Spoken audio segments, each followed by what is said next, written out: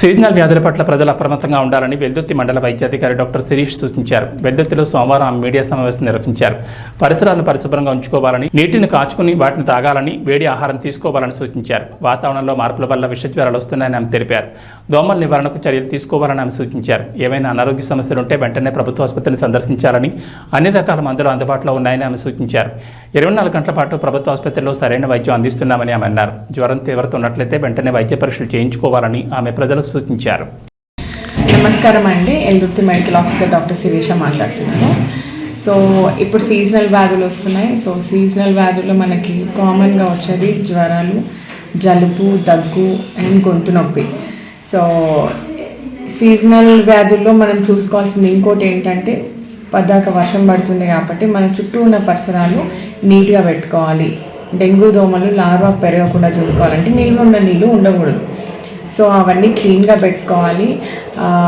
ఏమన్నా నిలువున నీళ్ళు ఉంటే గ్రామ పంచాయతీ వాళ్ళకి చెప్పి బ్లీచింగ్ పౌడర్ అన్న దాంట్లో లేకపోతే ఆయిల్ బాల్స్ అన్న వేస్తే లార్వా అనేది పెరగకుండా ఉంటుంది. ఇంకోటి ఏంటంటే, చలి జ్వరం రాకుండా ఫస్ట్ చూసుకోవాలి మనకి వాటర్ మంచి వాటర్ వస్తున్నాయా లేవా. ఇప్పుడు అన్ని వర్షాలు పడుతున్నాయి కాబట్టి కలిసిపోయిన నీళ్ళు వస్తాయి. సో దానివల్లనే మనకి టైఫాయిడ్ పాజిటివ్ అనేది వస్తుంది వాటర్ బోర్న్ ఇన్ఫెక్షన్స్ వల్ల. సో దానివల్ల మనం ఏం చేయాలి, ఇంటిలో పాది మనం ఒక గిన్నెలో వేడి నీళ్ళు కాచుకొని చల్లార్చుకునే నీళ్ళే తాగాలి.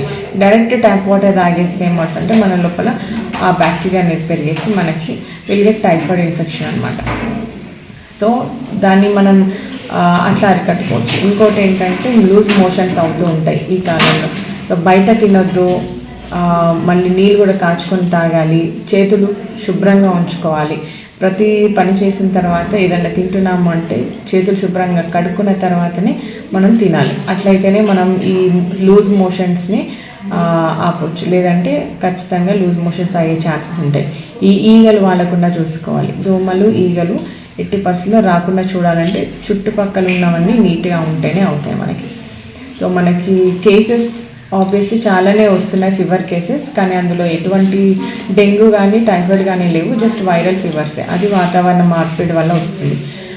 ప్రస్తుతానికైతే చుట్టుపక్కల ఉన్న ఏరియాస్ అన్నీ నీట్గానే ఉన్నాయి. సో లార్వా పెరిగే అవకాశాలు కూడా తక్కువ ఉన్నాయి. సో అట్లే మీరు కూడా మీ ఇంట్లో మీరు చుట్టుపక్కలంతా నీట్గా ఉండేలా చూసుకోండి. Thank you.